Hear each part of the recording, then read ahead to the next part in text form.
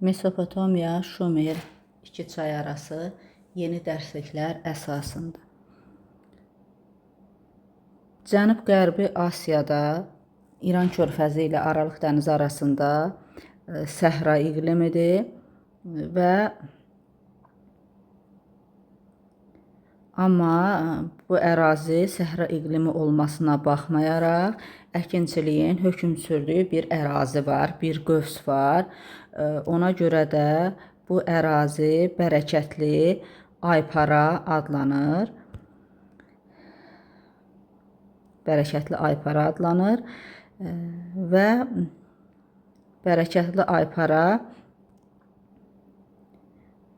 Aralıq dənizinin şərq sahillərini və Yunanlar tərəfindən Mesopotamiya adlanan düzənliyi əhatə edir. Dəzlə və Fərat çayları arasındakı ərazi, iki çay arası Yunanca Mesopotamiya adlanır. Bu ərazi qeyd etdiyimiz kimi səhra iqlimidirsə isti iqlimə malik ərazidir. Yağışlar az olur və bu da insan cəmiyyətinin inkişafı üçün bu ərazidə ağac, daş, metal yataqları yox idi. Su, gil, istiliklə zəngin olubdu və Dəzlə Fərat çayları daşırdı. Bu ərazi su altında qalırdı və gil qatı çox olurdu. Ona görə də Şumerlər ölkəsi məhz belə bir ərazidə yaranıbdı. Şumerlər bu ərazinin iki çay arasının köklü yerli sakinləri olmayıblar. Onlar yeni daş dövründə, neolitdə, eramızdan əvvəl 7-6-cı minilliklərdə bu ərazidə Mesopotamiyanın cənubunda məskunlaşmışlar. Şumerlərin Altay dağlarından gəlməsi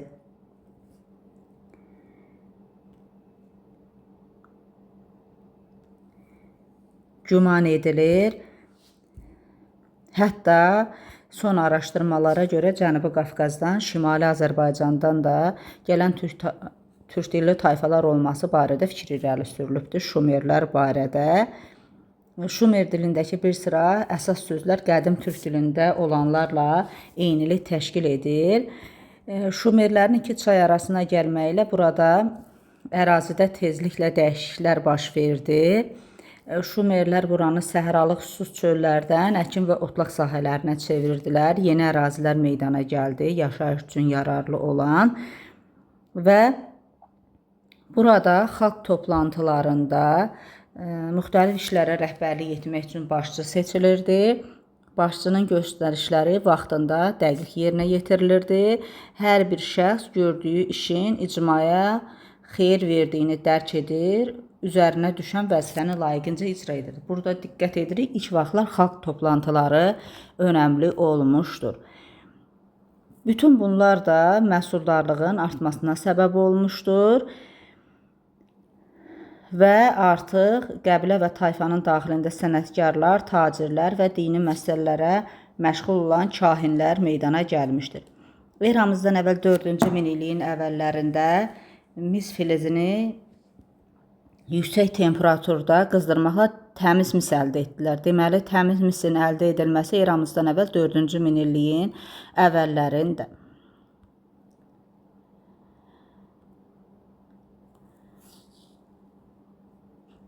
Eramızdan əvvəl 4-cü minilliyin ortalarında isə Şumerlər tunc əldə etməyi öyrəndilər. Təmiz mis eramızdan əvvəl 4-cü minilliyin əvvəlləri, tunc isə eramızdan əvvəl 4-cü minilliyin ortaları. Mesopotamiya təbiəti barədə biz dedik, onun mənfi cəhətləri o idi ki, müdafiə üçün heç bir təbii maneələr yox idi, yəni dağlar.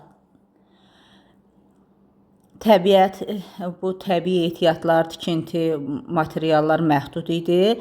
Quraqlıq və çay daşqınları var idi. Bunları əvvəldən də qeyd etdik. İndi gələk inkişafın baş verməyinə. Şumerlərin bu ərazidə məskunlaşmağından sonra eramızdan əvvəl 4-cü minillikdə müxtəlif sahələr inkişaf etdi, əhalinin sayı artdı, iri yaşayış məskənləri yarandı və qısa müddətdən sonra burada yaranan ilk şəhər Eredo şəhəri oldu. Şumerlərin deməli ilk şəhəri Erodu hesab etmək olar. Sonra digər şəhərlər Ur, Uruq, Kiş, Laqaş, Nippur kimi şəhərlər də yarandı. Bu şəhərlər eramızdan əvvəl 4-cü minin sonları, eramızdan əvvəl 3-cü minin əvvəllərindən başlayaraq hakimiyyət orqanı, qanunları, məhkəmə sistemi, ordusu olan şəhər dövlətlərə çevrildi. Burada şəhər dövlətlər, bu saydığımız şəhər dövlətlər bir tanrının şərəfinə ucaldılan Zikkurat adlı məbəd ətrafında yarandı. Zikkuratı yadımızda saxlayırıq. Pilləli məbədləri idi. Məsələn, bu ehramlarla, piramidalarla oxşar cəhətidir. Tikintidə çəkəcdən istifadə olunurdu. Dövlətin mərkəzi qala divarlarla əhatə olunurdu. Bu bütün dövlətlərdə belədir. Şəhərin əhalisi həmişəki kimi sənətkarlıq və ticarətlə məşğul olurdu. Qaladan kənarda isə əkin və otlaq sahələri, suvarma sistemi mövcud olmuşdur. Ən önəmli məqam sənətkarlıq və əkinçilik inkişafı ticarətin inkişafına səbəb olmuşdur. Şumerlərin bu inkişafını, nailiyyətlərini Assuriyalılar, Finikiyalılar və Yəhudilər mənimsəmişdirlər.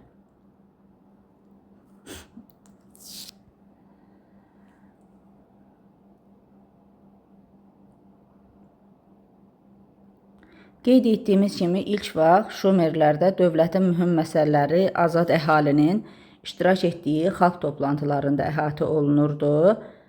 Şəhəri və dövləti idarə edən ağsaqqallar və başçı sayılan En adlı kahin xalq təyin edirdi. Deməli, ilk əvvəllər dedik ki, xalq toplantıları önəmli idi və burada En adlı kahin şəhər dövləti idarə edirdi. Kahinlərin şəhərlərin tanrıların adından idarə etdiyinə inanırdılar. Bu isə Şumerdə teokratiyanın, yəni dini hakimiyyətin, dini idarə etmənin əsas olduğunu göstərir. Sonradan isə Ens adlanan vəzifə yarandı. Bu Ens adlanan vəzifə şəhərlərin təsərrüfat həyatına rəhbərlik edirdi. Şəhər dövlətlər saydıq, onlar eyni mədəniyyətə malik olsalar da bunu xüsusi yadımızda saxlayırıq, amma hərəsinin öz hökmdarı olurdu. Müharibə təhlükəsi yarandıqda əhali hökmdar və hərbi başçı Luqal seçirdi. Deməli, dinc vaxtda bu Ensi idarə edirdi. Sonradan isə müharibə vaxtı isə hökmdar və hərbi başçı Luqal seçilirdi. Və müharibələr davam edirdi, çünki suvarma kanalları, çay vadiləri üstündə mübarizələr gedirdi.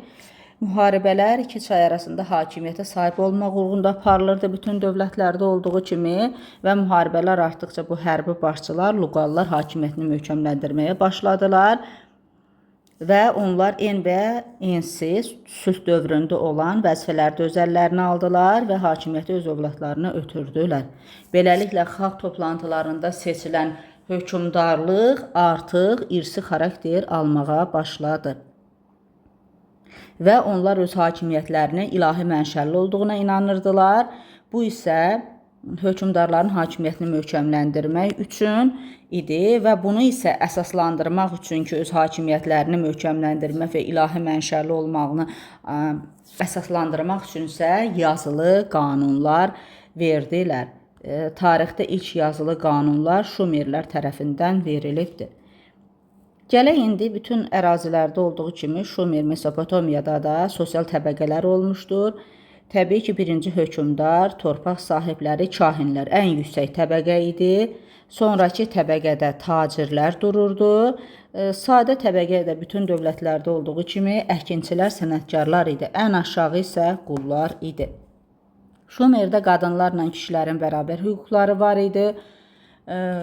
Qadınlar əmlak sahibi də ola bilərdilər. Hətta yuxarı vəzifədən olan qadınlar oxumaq və yazmağı öyrənərək kahin və məmur ola bilərdilər. Bunu da yadımızda saxladıq.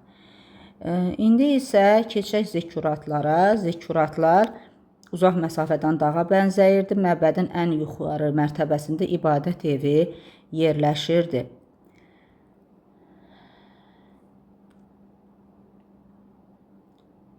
Müharibələr təbii ki, bir şəhər dövlətdən digər şəhər dövlətin üstünlüyünə keçirdi.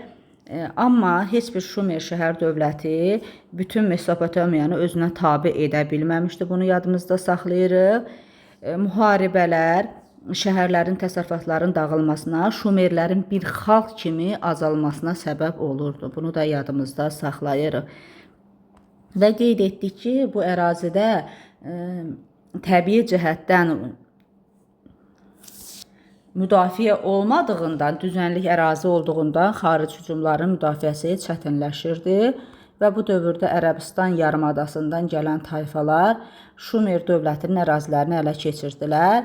Onlar Şumerlərin şimalında yaşayan Akkadlar idi.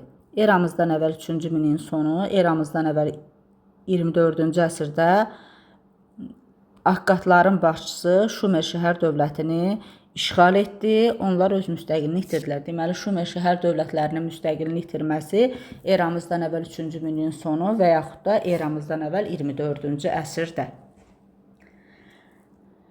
Akkadlar Şumerlərin mədəniyyətini, nailiyyətlərini mənimsədilər. Hətta bu Sarqonun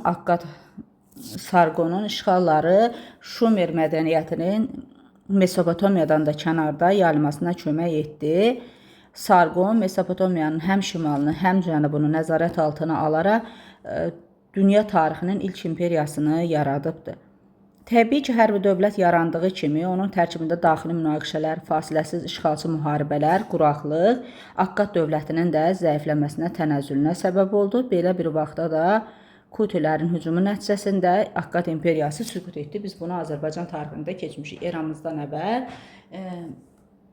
22-ci əsrin əvvəlində Kutilərin Mesopotamiyada bir əsrlik hakimiyyət dövrü olmuşdur. Bu isə eramızdan əvvəl 22-ci əsrin sonunda başa çatmışdır. Amma Şumer şəhər dövlətləri arasında yenidən müharibələr dövrü başlamışdır. Yenə də birləşməmişdirlər. Keçək Şumerlərin mədəniyyətinə. Yazı materialı kimi gildən istifadə olunmuşdur. Yazılar 5000 il əvvəldən yaranmışdır.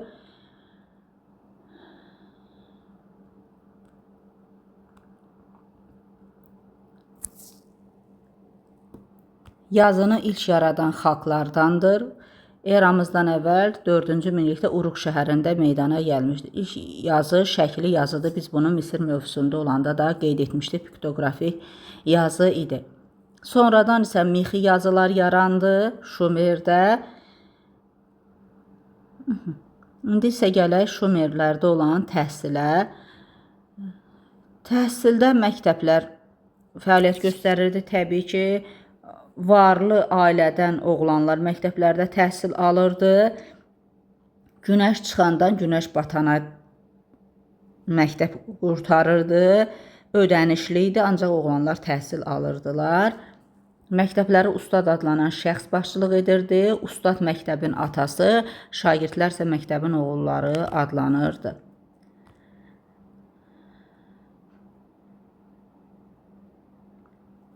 Şumerlərin elmi ixtiralarına gəldikdə bacarıqlı riyaziyyatçılar idilər. Biz bunu Misir mövzusunda qeyd etmişdik ki, Şumerdə riyaziyyat güclü idi.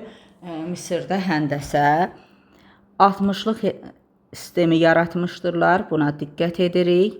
Onluq hesablama sistemi ilə yanaşı 60-lıq hesablama sistemini də ilk dəfə saatı 60 dəqiqəyə, çevrəni 360 dərəcəyə bölmüşdürlər. Astronomiya ilə, astrologiya ilə məşğul olmuşdurlar. Ulduzları müxtəlif bürclərə ayırmışdılar. Ay və günəş ilinə əsaslanan təqvim düzəltmişdirlər. İli aylara bölmüşdülər və günəş və ay tutulmalarını əvvəlcədən bilmişdilər. Bürclərin qrafikini də tərtib edirdilər.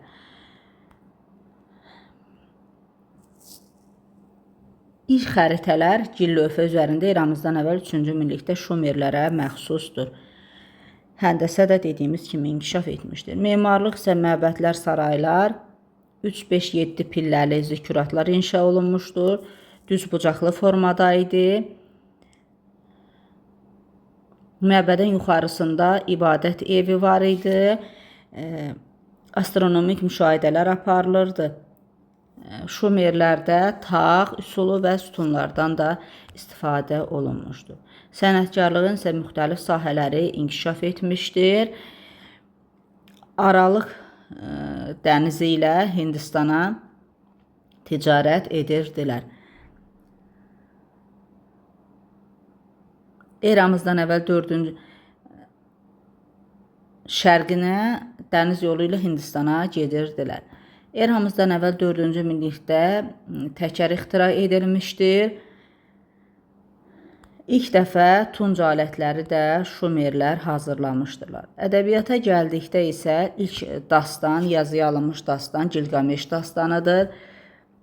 Eramızdan əvvəl 2-ci minillikdə müxtəlif dillərə Hurri və Het dillərinə tərcümə olunmuşdur. Dünyanı su basması haqqında rəvayət də Gilgameş dastanında öz əksini tapmışdır. Müxtəlif dillərə dediyimiz kimi tərcümə edilmişdir. Şumerlərin dinlərinə gəldikdə çox dindar olmuşdurlar.